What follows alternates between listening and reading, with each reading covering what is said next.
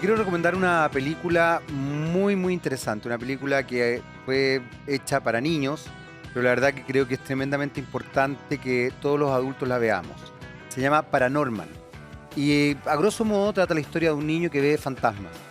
Y a raíz de esta visión se ve enfrentado a una situación muy particular donde el mundo protestante asesina a una personita por creer que esa personita es rara.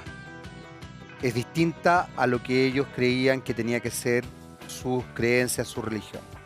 Lamentablemente la historia de la humanidad, desde el punto de vista religioso, pero fundamentalmente desde el punto de vista eclesiástico, ha matado a muchas personas porque son distintas.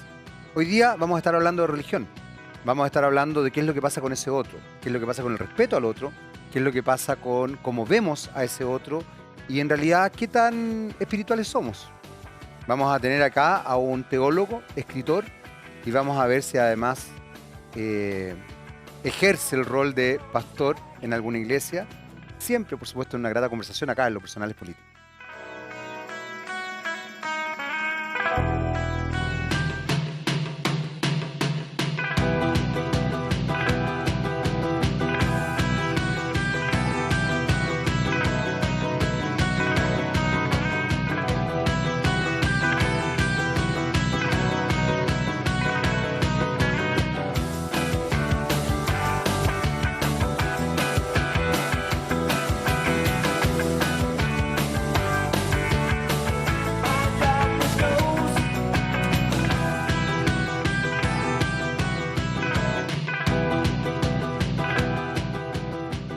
Hola, ¿qué tal? ¿Cómo están? Estamos comenzando nuestro Lo Personales Político del día de hoy.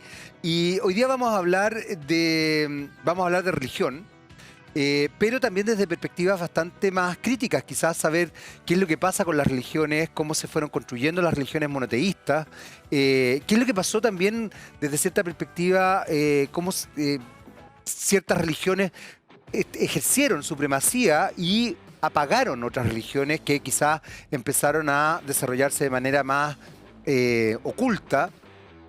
Y también, por supuesto, vamos a hablar de qué es lo que pasa en Chile con las religiones, la caída un poco de la Iglesia Católica, la subida, para ocupar los mismos términos, de la Iglesia Evangélica y la percepción que se tiene también de estas dos iglesias en nuestro país y su injerencia en el mundo político, que no está de más decir que es tremendamente importante. Para eso vamos a estar hablando con un teólogo, escritor, y ahí vamos a hablar con él si es pastor o no, Ulises Oyarzún. Ulises, ¿cómo estás? Bien, Jaime. Supe que estuviste en un programa también de acá de TVX. Así ¿Bien? es, estoy aprovechando la mañana. Me parece excelente.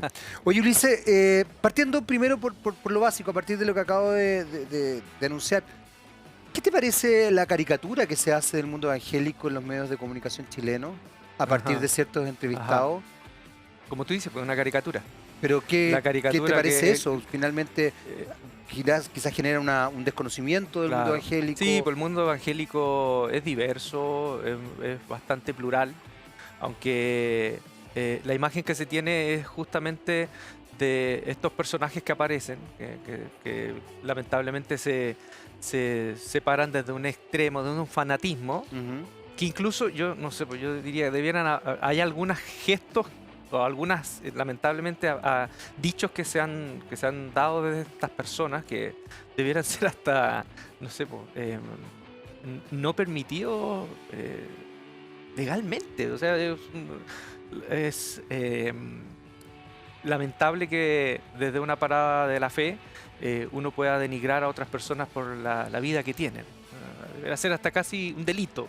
En otros países decir estas cosas, incluso con la fe, desde la fe no es permitido. En Europa, por ejemplo. Bueno, pero en ese sentido hay un tema comunicacional bien particular que se protege la libertad de expresión, donde en Chile, por ejemplo, está permitido el negacionismo, lo que es sorprendente respecto a Sí. historias vinculadas a los derechos humanos y a estos aspectos que tú dices.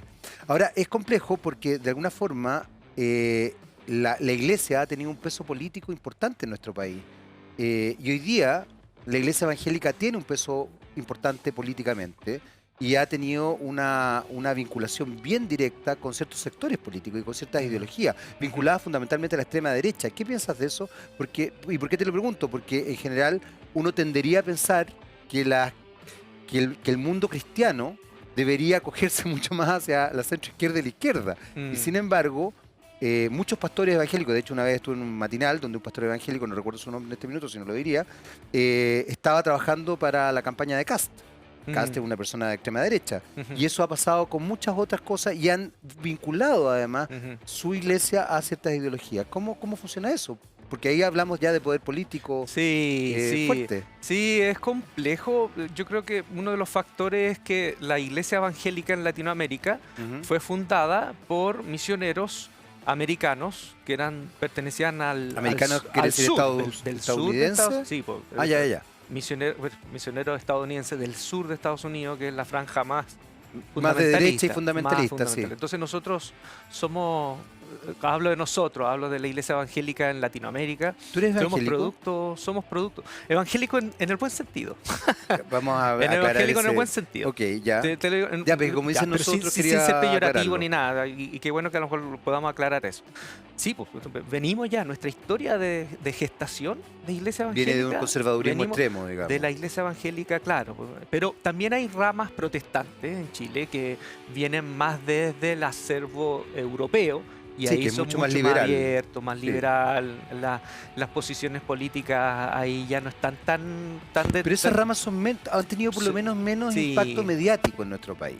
Sí. Llama la atención porque efectivamente hay un ala de la iglesia evangélica que es efectivamente mucho más vanguardista y mucho más abierta a la diversidad y todo, pero esa ala no está mostrada por los medios. Y en general se desconoce.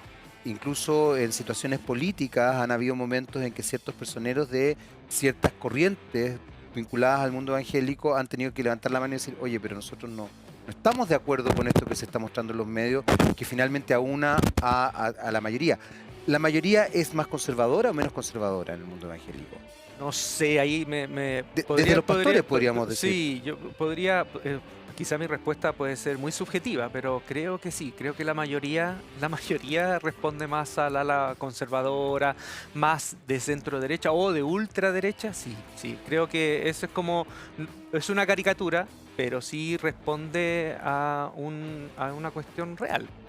A raíz de lo que planteas y también entendiendo que la iglesia evangélica fundamentalmente, insisto, desde los medios está focalizada en un aspecto más conservador, llama la atención cómo las religiones monoteístas en general, la católica también, se contrapone a el devenir del mundo actual respecto a los movimientos feministas, los movimientos pro aborto y también las disidencias sexuales. ¿Cómo crees tú que va a evolucionar un poco la iglesia evangélica y también la católica? Tú como teólogo me imagino que ahí puedes tener una visión más amplia respecto a esto. La iglesia católica claramente va en baja, el Papa Francisco ha hecho miles de alocuciones tratando de ponerse a la altura, digamos, de los nuevos movimientos, pero pasa algo bien particular ahí. ¿Qué pasa con el caso de lo evangélico y también de lo católico? Hay varias aristas. Dale.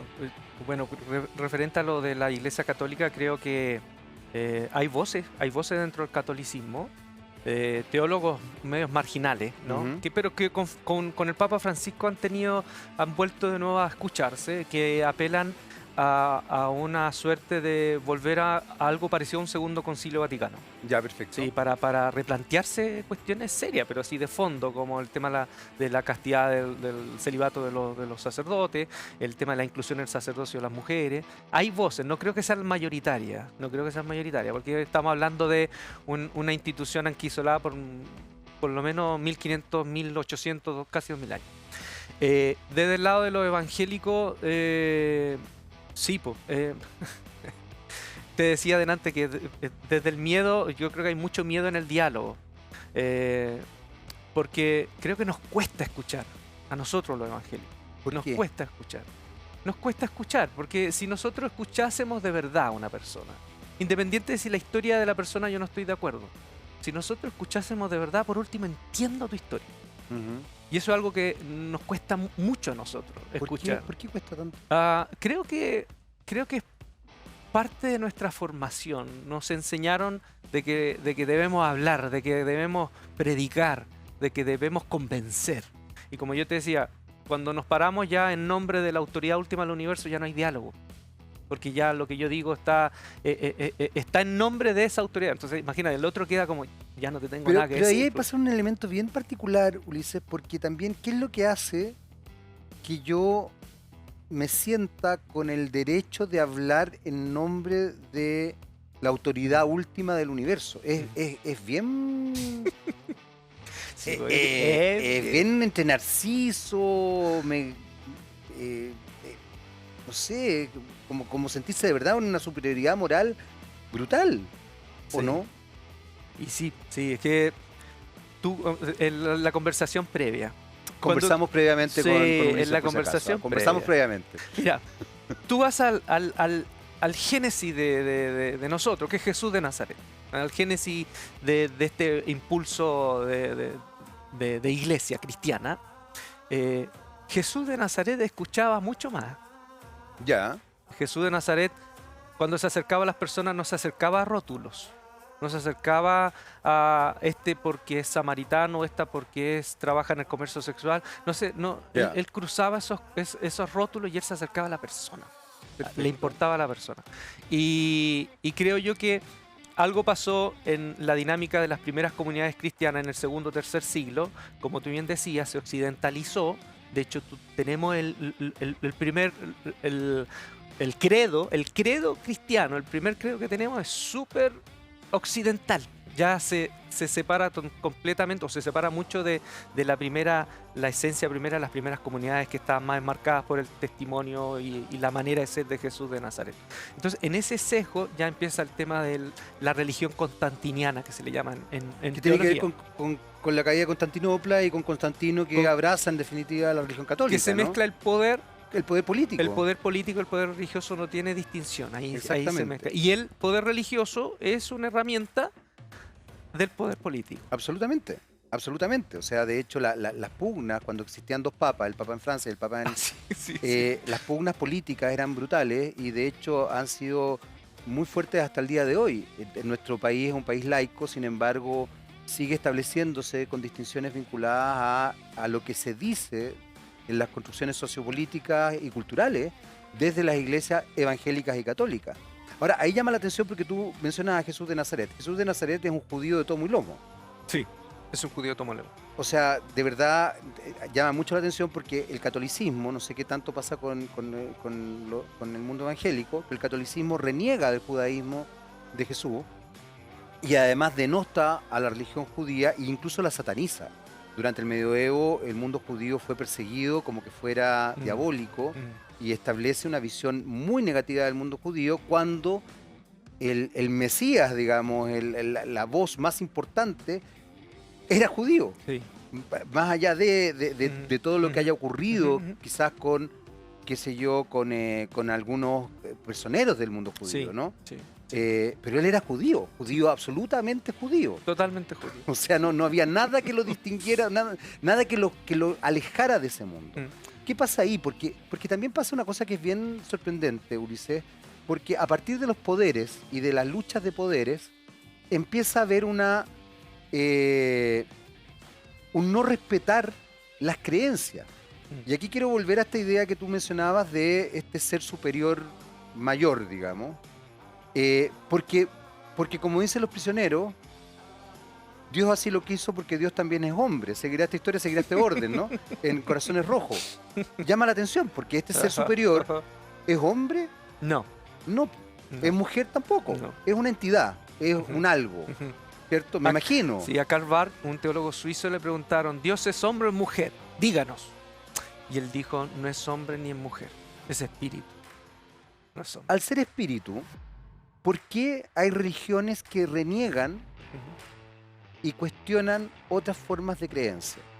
Y sobre todo religiones más bien paganas. Y no solamente las cuestionan, sino que las satanizan, las ningunean, las queman en algún minuto, las quemaron literalmente, y las aplastaron. ¿Por qué pasa eso? ¿Por qué ha pasado eso en la historia? ¿Y por qué pasa hasta el día de hoy? que tú de repente hablas con ciertas personas que son creyentes Ujú, y le dices, no sé, pues ya voy a inventarte, no sé, yo abrazo el budaísmo. ujú, No, eso no es. ujú, Yo soy judío. No, ujú, eso no es. ujú, Qué sé yo, no sé. Y bueno, y hay miles de otras creencias que quizás no ujú, tengo idea que ujú, existan, ujú. digamos. ¿Qué pasa ahí? Porque ahí entra el poder político también. Sí, sí. ¿Qué ocurre ahí? ¿A dónde Es se nos algo, falta es echar la algo basura, la normal, bondad y la sí, tolerancia? es algo normal en las religiones tener la franquicia de Dios. Es una tentación bien grande. En las religiones tener la franquicia a lo divino, porque lo divino es autoridad. Mira, pero tú me haces mucho eco algunos retazos de la historia de Jesús de Nazaret, ¿no? En un momento dicen los evangelios que los discípulos estaban súper preocupados porque habían otros que no eran del círculo de los 12 que exorcizaban o liberaban a la gente sus males. En ese tiempo los demonios, la esquizofrenia o ansiedad o depresión, todo era demonio, ¿me entiendes? Entonces ayudaban a las personas a liberarse Sí, claro. de su oscuridad en nombre de Jesús. ¿No? Y los discípulos muy asustados y enojados, oye, ¿cómo estos que no son de nuestro grupo, inspirados por ti, están ayudando a los demás? No puede ser. Y Jesús les dijo, déjenlo, déjenlo, están haciendo el bien. Si lo hacen, independiente que no estén con nosotros, si lo hacen, lo están haciendo bien, están bien. Y Ya, pero eso hoy día sí, no existe. no, es más, O imagínate sea, si tú Jesús era... encuentras a una persona X Sí, que ejerce, no sé, algún camino espiritual sí, distinto, incluso pasa con los pueblos originarios. sí, Los pues sí, pueblos sí, originarios se satanizaron brutalmente. sí. ¿Para qué hablar de las religiones afrodescendientes o ciertas instancias que son, o sea, Ujú. hay No, sí, una te entiendo, te satanización entiendo, te brutal entiendo. Sí, sí, sí. del que no cree como yo pienso? Puede haber el acervo, como te digo, el giro que hizo la iglesia, el giro constantiniano. Por eso hoy hay muchos teólogos que están volviendo a Jesús de Nazaret. Y al Jesús de Nazaret, como tú dices, judío, que no quiso inventar una religión, sino que desde la perspectiva antropológica, Ujú. sociológica, Jesús de Nazaret fue un rabino que quiso, podríamos decir, intentó una renovación dentro de su judaísmo, Sí, pero sin claro. salir de su judaísmo. Ahora, volviendo a esa primera capa, que a Sí, mí es la que me importa, por eso si yo me considero uno de ellos que me gusta y quiero volver a esa primera capa, en un momento Jesús contó una historia. a Dijo, ver. mira, había un papá que tuvo dos hijos y los mandó a trabajar a su tierra. Uno le dijo, no, no voy. Un buen chileno, no estoy ni ahí con ir. Ya. Y al final fue. El otro dijo, voy, pero no fue. Y le pregunta, ¿quién de verdad se comportó como hijo? ¿Quién es hijo real? ¿Quién es el hijo real? El que se comporta como hijo. Y la respuesta, obviamente la respuesta ante esta parábola es el que al final, no verbalizando su obediencia, termina viviendo de acuerdo a estos estándares que es los que tiene el Padre, ¿no? Los estándares del Padre. Y eso deja una gran puerta, y Jesús de Nazaret deja una gran puerta, porque al final, ante esa pregunta, ¿quién es hijo de Dios? ¿O quién podría ser está cerca de Dios? ¿Está cerca de Dios aquel que verbaliza? ¿Aquel que pelea en nombre de Dios? ¿Que discute? ¿Que trata de convencer? ¿O está más cerca de Dios aquel que a lo mejor ni siquiera cree o verbalmente dice, yo no creo en Dios, pero en su vida vive la justicia, la compasión, con todos sus errores? Para Jesús, en esa parábola, este que no verbaliza, pero vive, ese hijo, más que el otro que se llena la boca. Ya, pero Entonces, estamos llenos de los que se llenan la boca. sí, estamos. O sea, esos son los que sobran.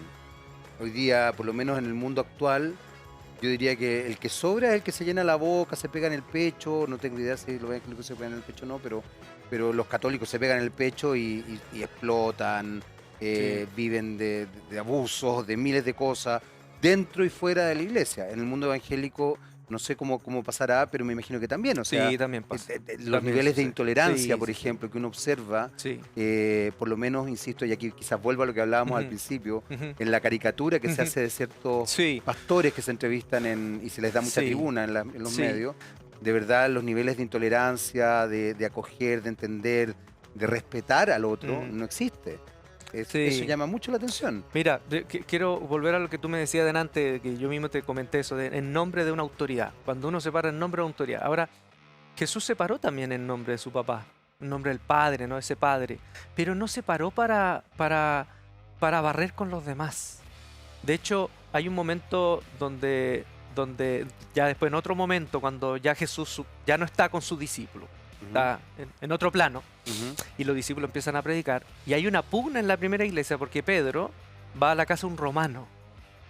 Por una revelación va a la casa de un romano. Y la iglesia de Jerusalén, que curiosamente era una iglesia muy conservadora, los primeros cristianos o los primeros creyentes en el Mesías de Jerusalén se escandalizan porque Pedro entra a la casa de unos romanos. Y Pedro, cuando habla de Jesús, porque dijeron, háblanos sobre de qué se trata la fe. Y Pedro dijo, Jesús era el Mesías y Jesús se dedicó a hacer el bien porque Dios estaba con él. O sea, lo que Jesús hizo en nombre de Dios no tenía que ver con un acto de barrer con las creencias de otro, sino hacer el bien. Y esa es la buena noticia, pues de eso se trata el Evangelio, de que Dios es bondad, Ya, la pues, se bondad nos absoluta. olvidó a todos, porque entre que matamos negros, porque Por eran eso- negros, por eso- matamos mujeres sí. porque recogían hierbas y según algunos hacían brujería, se nos olvidó. Por eso Pucha, te que se nos digo, olvidó hacer es el que bien, digamos. nosotros somos el refrito de varios movimientos que hicieron personas en nombre de Dios y que nos dejaron la iglesia como está ahora. Por eso yo una vez estaba en Bogotá y en un graffiti, en una iglesia, en una catedral, decía, la iglesia es todo aquello que Jesús no quiso. ¿Y la iglesia evangélica también es todo aquello que Jesús no quiso? En muchos sentidos. Hay algo que me llama la atención, Ulises, que creo que es importante porque mientras te escucho hablar, me voy dando cuenta que efectivamente sí Dios es hombre. Dios Padre, Dios por de pronto. Ahí hay una cosa bien jodida, porque finalmente, en general, creo que hay iglesias que aceptan pastoras, pero pues son muy pocas. En el mundo católico no existen las sacerdotisas, digamos. Y volvemos a esta idea de que las religiones monoteístas tienden a establecerse en un sesgo masculinizante que oprime a las disidencias y oprime a las mujeres. Y ahí hay una cosa bien brutal porque nuevamente entramos en este sesgo del poder. La mujer que ejerce la religión o que ejerció creencias o jugó con los poderes de la naturaleza era bruja y había que ser quemada. La mujer que despierta el deseo sexual, ella es la pecadora. Nosotros somos pobres víctimas de que ella sea mina, digamos, o que nos guste o que la encontremos rica. Hay una cosa bien brutal ahí. Y ni hablar de las disidencias. O sea, tolerar, imagínate, ya la palabra que estoy ocupando, cuando uno no debería ni siquiera tolerar, debería No, simplemente aceptar y Aceptar. establecer en una... Pero Sí. tolerar el mundo homosexual, tanto mujeres como de hombres, digamos. Hay que aclarar que homosexual implica mismo sexo, por si acaso, para la gente que sigue creyendo que es hombre sexual. Homo es mismo. En una subvertiente, también es hombre, pero en este caso es mismo. También no lo tolera. Ni hablar del mundo transgénero. Entonces, finalmente, también la religión patologiza, porque termina enfermando a las personas que tienen una orientación sexual diversa o que tienen una identidad de género diversa, o incluso patologiza a las mujeres solamente por ser mujer, por tener deseo, por querer estar a la par. Es complejo. Vamos a hacer una breve pausa, pero a la vuelta vamos a volver con esta distinción que no es menor. Porque vuelvo a repetir y vuelvo a reiterar, como decían los prisioneros, parece ser que seguirá esta historia, seguirá este orden, porque Dios así lo quiso, porque Dios también es hombre. Corazones rojos, por si acaso.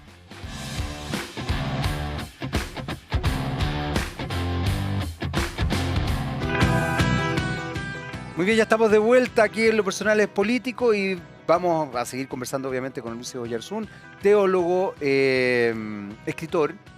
Y yo dije al principio que le íbamos a preguntar si ¿eres pastor o no? Yo ejerzo, que es complejo también, porque... Bueno, dele, hay tiempo. Sí. Hay tiempo, ¿cierto, señor director? Para que nos explique si es pastor o no. Hay tiempo. Lo que pasa es que el pastor es una metáfora que usa la Biblia, el Nuevo Testamento. Es una metáfora de alguien que participa en el ejercicio como un facilitador de una comunidad. Ya. No es el sacerdote que está distante por sobre, no, es un facilitador. Y esa metáfora se usa, y entonces en ese sentido yo soy un facilitador, ejerzo una suerte de pastoreo, pero yo no soy pastor porque no es un título. No es un título, yo no Pero eres tengo un una título. persona que de alguna manera facilita Sí, el sí, vínculo entre sí. los escritos religiosos, Así es. la fe Sí, y las personas que van al templo. me Sí, imagino. de hecho en la iglesia yo les digo, no me digan pastor, o sea, la comunidad que tenemos, que también tratamos de que no sea eso como de iglesia, porque ya estos nombres están los términos están tan manoseados, iglesia, pastor, ¿no? Está tan manoseado que tratamos de enmarcarnos, pero es imposible también. Al final me dice pastor. Así Ya. que Entonces, ¿sí o no? Sí, ejerzo el pastorado, pero no soy el sacerdote, este que está por sobre, que se distancia. Pero No, de alguna manera sí. te dicen pastor y ejerce el pastorado. Sí, ya, sí, sí. okay. Es lo mismo, pero no es igual. Como Ya, decía ok, pero era importante aclararlo. Sí. Te estaba diciendo cuando terminamos el primer bloque que de alguna manera el mundo religioso, sobre todo monoteísta, establece una distinción bien particular y que me llamaba la atención porque te escuchaba hablar y tú hablabas de Dios Padre, hablabas de Dios además. O sea, evidentemente había un sesgo de género muy, muy potente. Ujú, Y desde ahí se va construyendo una visión cultural que uno no la puede soslayar. ujú, O sea, las mujeres quedan en ujú, desmedro, ujú, incluso religiosamente hablando. La ujú. mujer que ejerce el conocimiento de la naturaleza o que ejerce el vínculo con religiones relacionadas con diosas, Ujú, fue catalogada de bruja y fue quemada y ujú, maltratada. La mujer que despertaba el deseo sexual, la culpable era ella, no era la persona que tenía el ujú, deseo sexual. ujú, Bueno, cosa que hasta el día de hoy lo vemos. ujú, ¿Por qué una mujer puede ser violada? Bueno, porque provocó, ujú. porque se veía muy mina, porque estaba era muy Sí, atractiva, sí, sí, etcétera, sí. etcétera. O sea, Sí, te entiendo. es así de brutal el tema. Ujú, Ni hablar de la orientación sexual, ni hablar de la identidad de género. mm, ¿Qué pasa ahí? Porque ahí evidentemente hay una instancia donde finalmente una postura le pone el pie encima a la otra. O sea, la bondad no es tan, no es tan bondadosa, no es tan equilibrada, no es tan ujú, equitativa, ¿no? ujú, ¿Qué pasa ahí? ¿Se ujú, cuestiona eso? ¿No se lo cuestionan nada? ¿Nos ujú, gusta tener el poder a los hombres por sobre las mujeres y las disidencias? mm. ¿Cómo funcionamos ahí? Bueno, Desde la perspectiva religiosa. vuelvo de nuevo, yo me quiero como parar desde esas primeras capas de la fe cristiana, de Dele. la experiencia de Jesús de Nazaret. Sí, pues evidentemente estos textos sagrados, de tanto el judaísmo como el cristianismo, se paran desde este símbolo, esta imagen de Dios Padre. Padre. Sí. Ahí está esta imagen que es propia, porque obviamente en ese momento, estamos hablando en el primer siglo, en la Palestina del primer siglo, es el hombre, de hecho la familia no se decía familia, era la casa del padre. Había un patriarcado. Sin embargo, la mujer era tremendamente importante, es tremendamente importante en el judaísmo, es la que Le da la genera identidad. la Sí, pues, le da identidad la identidad. a la cadena, Y para digamos. Jesús fue muy importante la mujer. Fue muy importante. De hecho, hay un texto en el Evangelio de Lucas en donde dice que mujeres le servían, le seguían y lo sostenían económicamente. Y ese término, esos verbos servir y seguir, son los términos de los discípulos. Eran discípulas, o sea, Jesús tomaba discípulas. En ese sentido era muy parecido a los peripatéticos, los griegos, que tanto hombres como mujeres andaban todos juntos y no había distinción. Distinciones, No claro. había distinción. Jesús fue muy así. De hecho, hay un momento en el Evangelio, por eso, perdóname si de pronto no estoy predicando, no se asusten, ¿no? Puedes predicar, No se puedes asusten. predicar. Yo Pero estoy preguntando nomás, me quiero gusta saber, quiero conocer. Hay un momento en donde este es un texto para mí que es ejemplar y es muy didáctico en la fe. Hay dos hermanas, que son las hermanas de Lázaro, Marta y María, que están en la casa, Jesús está en la casa. Y Jesús Ya. se pone a enseñar, está hablando. Y una de ellas está escuchando a Jesús y lo está viendo, está ahí con los hombres, que es María. Y Marta está haciendo la sopa y pilla. Ya. Entonces, Marta está ahí en la cocina y Marta se enoja y Marta le dice a Jesús, oye, ella no debe estar acá, ella debe estar conmigo, sirviendo. O sea, Marta, una mujer, responde al modelo en donde las mujeres, porque en el judaísmo del primer siglo, las mujeres no tenían derecho al estudio, no podían aprender como el hombre. En la sinagoga a veces había una cortina o detrás de la muralla, la mujer no tenía ese espacio el hombre para acercarse a la Torá. Y Jesús le dijo, no, déjala, ella está bien ahí donde está. Entonces, como te digo, Jesús es una persona que se amplía esa visión machista. Y de hecho, uno de los primeros valores de la fe cristiana que viene de Jesús de Nazaret es que en Jesús no hay hombre ni mujer, ni Ya, judío ni griego. Pero hoy día, ok, eso pasa en esta primera capa, como decías tú, pero hoy día eso no es real, digamos. Sigue siendo real en ciertas comunidades. A ver, Sigue siendo real, porque, por ejemplo, como tú dices, hay comunidades que quizás no son mayoritarias, en donde la mujer tiene participación, en donde hay una horizontalidad en cuanto al ejercicio del liderazgo tanto de hombres como pero mujeres. son mínimas esas comunidades, me imagino. Sí, pues son mínimas. Son minoritarias. Sí, o pues sea, sí, son expresiones muy marginales. Muy ya, marginales. pero entonces, porque finalmente lo que yo estoy viendo, por lo menos al escucharte, es que hay efectivamente una intencionalidad vinculada al poder político, quizás al poder económico también, y obviamente al poder cultural, o sea, imponer ciertos discursos hegemónicos para fortalecer ciertas miradas. Ujú. ¿Por qué pasa eso? ¿No se supone que la religión debería acoger a todos, debería tolerar a todos, debería establecer el discurso de Por todos? poder, po. Ya, El amor al poder. ¿y cómo se hace ahí? ¿Mm? ¿Cómo se hace ahí? Porque el amor al poder es peligroso. O sea, Sí. Abraham Lincoln decía, entrégale poder a un hombre y verás de qué está hecho. Mm. Y lamentablemente, salvo honrosas excepciones que por suerte existen, en general mucha gente que tiene poder lo ejerce tarde o temprano de manera negativa, tarde o temprano lo ejerce de manera para satisfacer necesidades Sí, propias sí, o sí, egoístas. sí, claro. Sí, sí, sí. Es jodido, pues es jodido Sí. cuando una religión Mm. se además autorige como, Sí. como poderosa. Mm. ¿Qué pasa ahí? Esto es como el Señor de los Anillos, ¿no? A ver. No importa cómo... ¿El No Señor de los importa Anillos lo estaría bueno. hiper satanizado Sí. desde la religión católica y evangélica? Sí, y O sea, Tolkien, pura Tolkien era brujería creyente. ahí. Tolkien era creyente. Muy Bueno, no, lo que creyente. te decía la metáfora, ¿no? No importa lo bueno que seas, pero si tú agarras el anillo, te pervierte. O sea, Ya, pero entonces la religión puede ser un anillo, Sí, puede ser un o elemento sea, el pervertidor. discurso, como tú dices, hay un discurso desde la fe o desde la religión, no de la fe, de la religión que lamentablemente tiende a ser un discurso de abuso de poder. Pero ojo, la oración más antigua del cristianismo, el Padre Nuestro, y esa, incluso teólogos muy liberales, dicen, no, pues viene de Jesús de Nazaret. El Padre Sí, Nuestro. de hecho viene. hasta la religión Sí. judía toma elementos Sí. vinculantes, Y de hecho digamos. Jesús, bueno, hay una parte donde dice, líbranos de la tentación. ¿Ya? Ya. No habla de tentación en plural, sino la tentación.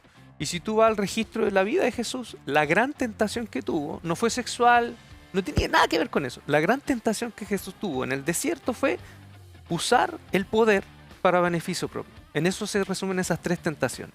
Al último, ¿no? Todos los reinos de la tierra. El abuso de poder y usar el poder para beneficio propio.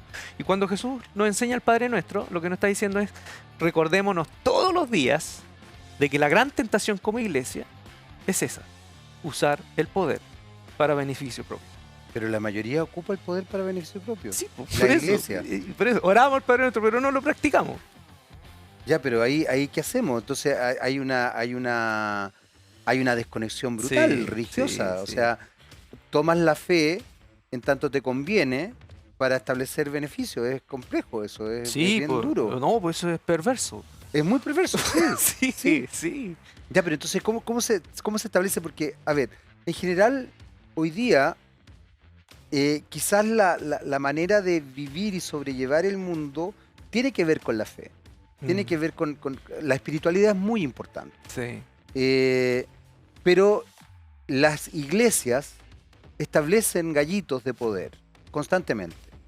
Y han satanizado, además, yo ocupo intencionalmente la palabra satanizado, porque han establecido una visión negativa y malévola de otras visiones espirituales. Qué sé yo, la espiritualidad de los pueblos originarios Sí, fue claro. vista como satánica. Sí. No solamente en Latinoamérica. Excepto los jesuitas eran un poquito más abiertos. Pero iban evangelizando y Sí. trataban de... Pero la mixtura no les gustaba tanto tampoco, digamos. O sea, sí, pero siempre y cuando tú vieras un dios, digamos, ¿no? Esta cosa de la naturaleza, de los... Pero sí te entiendo, o sea, tienes que renunciar a eso Claro. para estar de este lado. Y no solamente en Latinoamérica, insisto, en Europa, Sí. todas las religiones celtas, druídicas, Sí, sí, sí. fueron transformadas en brujería. Mm. Todas las mancias adivinatorias que tenían que ver también con creencias propias del mundo de la Europa del Este, hasta el día de hoy son satánicas, son brujería. Ahí hay una cosa bien perversa también, porque si tú vas a decir, la espiritualidad mía es la correcta, la tuya es la incorrecta, y en realidad yo soy el bueno y tú eres el malo, estás construyendo un enemigo constantemente y estás justificando el destruir ese enemigo. Es brutal eso. Sí. O sea, casi como para pensar por quién es eso- el malo realmente. Mira, por eso soy cristiano, en un sentido. A ver, Soy cristiano y me considero cristiano porque creo que mi parada frente a la fe es que tratemos, y aquí tratemos, me pongo en conjunto con otros que estamos desde la misma línea, reevangelizar a la iglesia. ¿Cómo sería eso? ¿Cómo sería reevangelizar a la Porque iglesia? el término evangelio es la buena noticia, eso significa en griego, una Ya. buena noticia. Y evangelio es una palabra política, porque la usaban los romanos cuando nacía el hijo del emperador o cuando Claro. había un edicto, era un evangelio, una buena Una noticia. buena noticia. Entonces, esta buena noticia terminó siendo una mala noticia. Hoy por hoy, con todo el manoseo que ha habido históricamente, ya no es una noticia buena. Entonces, reevangelizar es volver a esa primera capa. Que Ya. volvamos a esa primera capa de Jesús de Nazaret. Pero eso, ¿qué implicaría reevangelizar? Tolerar, aceptar, incluir, no poner el pie encima, decir, ok, yo acepto que tú tengas tu religión, yo acepto que tú tengas tu espiritualidad, o quiero que todos tengan la mía, abracen la mía, y el resto, los que Sí. no piensen como yo, son mis Sí, sí, enemigos, sí. son los malos, son los feos, no tengo idea. Eso, es lo que tú estás diciendo. El gran desafío que tenemos es, y vuelvo de nuevo, perdóname que soy tan Dale, insistente, dale, por es favor. mirar a la gente como Jesús la veía. Porque, por ejemplo, en el tiempo de Jesús había un bando, los judíos odiaban, pero lo odiaban, más que a los romanos, a los samaritanos. Porque los samaritanos, pues, históricamente, venían de un trasvasije cultural entre el judaísmo y otros pueblos, Ujú. y se mezcló, fue un sincretismo. Y para los judíos, el samaritano era lo peor, era un perro, le decían perro. Y Jesús pone a un samaritano en una parábola como un ejemplo de bondad, como el ejemplo de lo que significa ser prójimo. Entonces, Jesús ve a Dios, en ese que tiene una religión no oficial, una religión pagana, una mezcla, un sincretismo, en ese ve a Dios. Entonces, uno de los factores para mí de reevangelizar a la iglesia es mirar a esos y a nosotros mismos también, ¿no? Porque nosotros no nos paramos desde la verdad, sino mirarnos en conjunto como que todos tenemos algo de Dios, todos, en conjunto tenemos algo de Dios. En ese aspecto, y es interesante lo que acabas de mencionar, porque de alguna forma establece la idea de que los textos sagrados son interpretables de acuerdo a los tiempos que se van viviendo. Pero totalmente. Ya, ¿cómo lo hacemos hoy día? ¿Qué pasa, por ejemplo, con la homosexualidad? ¿Qué pasa con el aborto? ¿Qué pasa con los derechos de la mujer? ¿Qué pasa con eso? ¿Qué pasa con el mundo transgénero? ¿Hasta dónde es el respeto? ¿Hasta dónde es de verdad la inclusión honesta y no la inclusión bondadosa? Porque mira que soy bueno, yo te aguanto, digamos, yo te tolero, yo te... No, una vida a la par. ¿Qué tanto pasa eso hoy día respecto a esos temas? Sí, pues bueno, yo creo que tú no es necesario comentarte la postura en general de las iglesias, tanto católicas como evangélicas, en general, digo, no totalitarias, en general, sobre estos temas, sobre estas otras realidades. No, porque es Y te intolerante a digo, estos te digo temas. porque es miedo, pues miedo, el miedo ¿El al miedo a otro, qué? el miedo al diferente, el miedo a que... Hay muchos miedos, pero uno de los miedos quizás a perder ese, ya que no existe, pero a lo mejor ese monopolio de la verdad. Pero es que yo creo que eso es muy importante lo que acabas de decir, Ulises, porque efectivamente el monopolio de la verdad es algo que se traduce, es que es potente, porque finalmente entonces hay una instancia de lo religioso muy vinculado a lo político, porque también los políticos ideológicamente juegan con el monopolio de la verdad. Mi verdad es la correcta, tú tienes que hacer lo que yo te digo porque yo sé lo que te va a hacer bien. Eso uno lo ve en los partidos políticos, en ciertos políticos incluso. Y uno lo ve también en ciertas religiones, o en casi todas las religiones, es mi verdad es la correcta y efectivamente lo que yo te digo es lo que te va a hacer bien. Y es muy loco porque en ese lo que yo te digo es lo que te va a hacer bien, nos enfrentamos a el asesinato de niños indígenas en Canadá, abortos brutales en Irlanda, en un convento, quema de brujas en el medioevo, asesinatos de hombres y mujeres y niños porque son de piel negra o porque abrazan otra religión, porque mi verdad es la correcta. Entonces, ¿dónde voy estableciendo mis visiones de bondad? Finalmente volvemos a que entonces parece que la iglesia se constituye desde el poder político económico más que desde una instancia espiritual. Más allá de lo que tú estás diciendo, la primera capa. Entonces nos olvidó Jesús, po. Sí, o po. sea, llegado un minuto hoy día se nos olvidó completamente. En cierta manera sí, en cierta manera quedó en el camino, quedó botado en el Claro, camino. quedó votado en el camino. O Sí. sea, construimos todo, pero a la hora de los que hubo, De hecho, hablábamos ahí un poco en la previa de la imagen estética de Jesús. bueno, ahí hay un poder político. Mm, El europeizar la imagen de Jesús establece un poder político importante. mm, Para ser bueno, para ser lindo, para ser poderoso, tienes que ser blanco y ojalá europeo.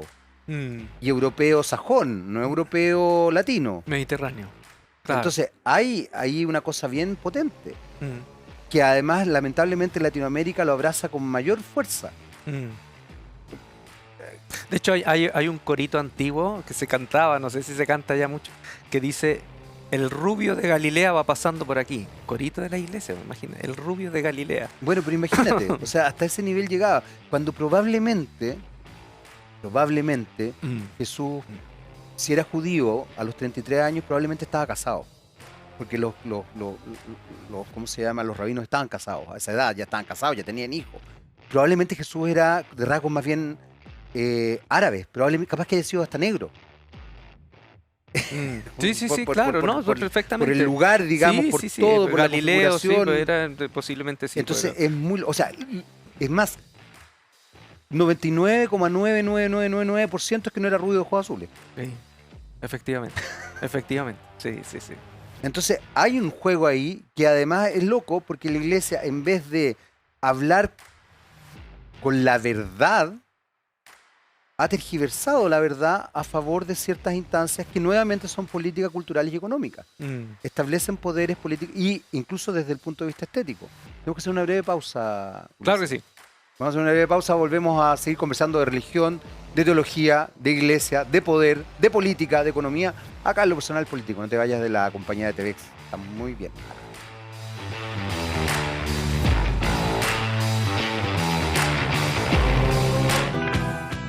Muy bien, ya estamos de vuelta acá en Lo Personal Político, seguimos conversando con Ulises Oyarzún, teólogo, escritor, y ya nos confesó pastor. Pero nos explicó también como pastor, digamos, ya algo que acerca, que vincula, que se establece en una dimensión especial y ayuda, digamos, en la relación espiritual de los feligreses con las creencias o con sus creencias o con Dios, en definitiva. Te preguntaba antes de irnos al corte, ¿qué pasa hoy día con ese aspecto? Porque en general con los aspectos vinculados a la aceptación del otro como distinto. La sensación que uno tiene es que las distintas iglesias construyen a un otro como enemigo y establecen ahí una dimensión bien peligrosa y bien intolerante finalmente.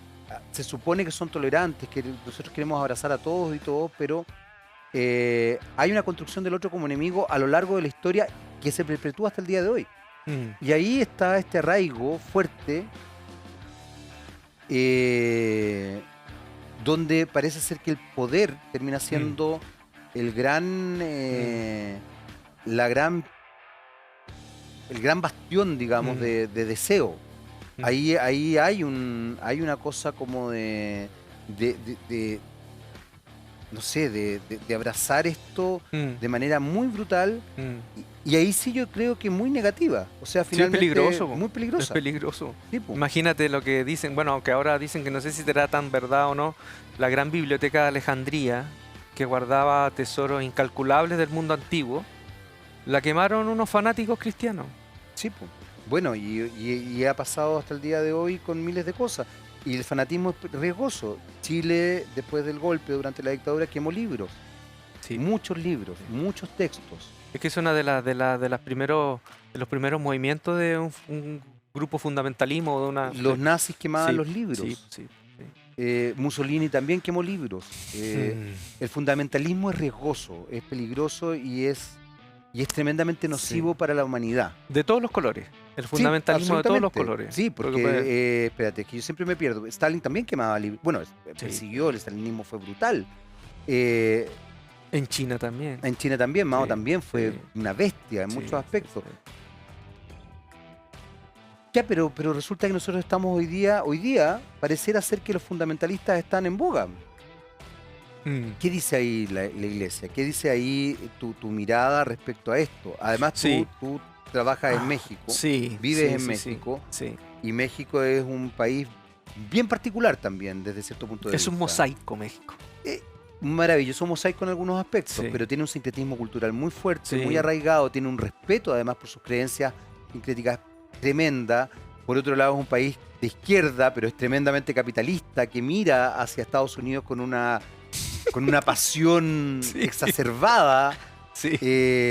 Culturalmente en algunos aspectos nos da cancha, tiro y lado, y en otros aspectos está 30 Sí, años sí. atrasados de nosotros. ¿Qué pasa ahí con la religión? ¿Qué pasa ahí con las creencias? ¿Y cómo lo podemos ver también acá en nuestro país? Sí, bueno, me lanzaste varias cosas. Dele, Estoy como dele, tirando para todos lados. tenemos Mi tiempo. cabecita. No, vuelvo de nuevo a la aceptación. La aceptación, el escuchar al otro, el no tener miedo. Fíjate que tengo una pequeñita de 3 años. ¿Ya? Y volví a ver películas de niños. Ya con los chicos de 3 años uno vuelve a ver. Y hay una película que me dejó dando vuelta, que es Raya. Ya. Raya, esta película de Disney, que el protagonista una mujer que no está casada, que también no responde a nadie que la venga a rescatar. Y hay un cristal que se rompió en un momento, y ese cristal, al romperse, cada tribu agarra un pedazo y se la quiere apropiar. Y todos quieren el cristal completo, pero desde su pedazo no quieren soltarlo. Y eso provoca que haya como unas nubes oscuras y unos entes oscuros que empiezan a transformar en estatuas, en piedras, en estatuas de piedra a las personas. Y al final, y esto me quedó como una lección, la manera para volver de nuevo a hacer retroceder esta oscuridad es que volvamos a unir los cristales y a reconocer que mi pedacito es tan valioso como el pedacito de él. Y cuando unimos todos nuestros pedacitos, toda nuestra manera de ver el mundo, y lo hacemos un cristal, es como una de las herramientas para hacer retroceder toda esa oscuridad. Yo dije, oye, lo voy a usar un día cuando hable con la gente, voy a usar esto, porque eso, pues nosotros por muchos años, hablo de la cristiandad, se ha querido quedar con este cristal, ya ha querido poner este cristal por encima de todos los otros cristales. Tú hablas de las otras religiones. Sí, claro. Incluso han habido intentos también del catolicismo de apertura, de decir, hay semillas también de lo divino en otra realidad, pero es lo mínimo, o sea, no es el discurso oficial. Entonces, para mí es un ejercicio no fácil, posiblemente infructuoso en un sentido general. A lo mejor los grandes bloques institucionales de la iglesia no van a escuchar nunca al otro, no van a querer pararse desde la misma mirada, desde el mismo porte, pero otros queremos creer de que a lo mejor desde nuestra trinchera, muy marginal, podemos seguir siendo una vocecita de una fe distinta, de una fe que no tiene miedo a escuchar al otro, que no tiene miedo de también callar. Y sabes que Dios también puede hablar a través de ti. Y intentar volver una y otra vez a esa reevangelización, de volver a esa capa primera, en donde ese Jesús de Nazaret para mí, que es un hombre profundamente inclusivo, compasivo, que miraba a Dios también en una persona que respondía a otra religión completamente diferente, y que veía al diablo en sus iguales, veía al diablo también en el judaísmo, veía el mal. O sea, en síntesis, Jesús era una persona que a mí me enseña a ver a Dios. ¿Cómo es eso que veía al diablo en el judaísmo? Me perdí ahí. ¿El judaísmo era el diablo? No. No entendí. No, cuando hablo de diablo, diablo, hablo de esa representación de lo malo, de lo opuesto a Dios. Ya. De lo opuesto a Dios. Él era consciente de que el diablo también podía estar tan cerca. De hecho, a Pedro en un momento le dijo: apártate, Satanás. Le dijo a Pedro, a su amigo, le dijo: tú, en este momento Satanás te está tratando de hablar a través de tuyo. Le dijo a Pedro. Entonces, eso también es una gran metáfora de que Satanás puede hablar también a través de Pedro. A través de la religión, digamos. Satanás de la iglesia. sí, pues, cuando hablo de Satanás, tú me entiendes que más allá del rótulo del de la persona. El señor de rojo con No, cacho no, y con la hablo flecha, de digamos, aquello que se opone a Dios. Exactamente. Aquello que se ¿Qué es opone lo a que Dios. se opone a Dios? ¿Qué sería lo que se opone a Dios? ¿Qué sería lo que se opone a Dios? Déjame terminar Dale, un poquito dale, la dale. idea. Entonces, yo creo que Jesús, a mí me resume esto. Jesús es tan noble que que ve a Dios en ese otro, pero cuando hablo de otro es Sí. completamente otro. Ve a Dios y trata de ser consciente del mal que también puede haber en mí. Pero ¿qué hacemos nosotros? Nosotros damos vuelta a la tortilla. Nosotros no nos damos el tiempo para ver el mal en nosotros mismos.